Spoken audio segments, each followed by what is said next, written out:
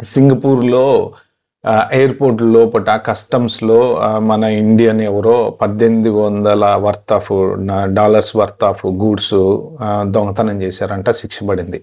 రీసెంట్‌గా నిన్న మొన్న చదివాను నేను న్యూసు.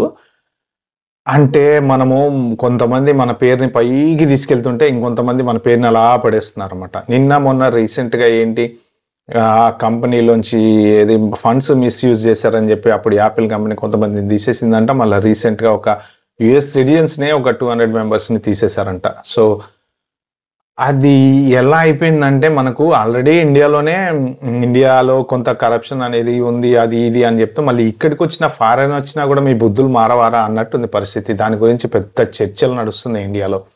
అంటే మనోళ్ళు ఎక్కడికి పోయినా ఇంతేనా? ఈ చేతివాటం పోదా? అని చెప్పేసి రకరకాలుగా వీడియోలైతే మీరు ఓపెన్ చేసి చూడండి. యూట్యూబ్ ఓపెన్ చేస్తే కుప్పలు కుప్పలు వీడియోలు దాని మీద 2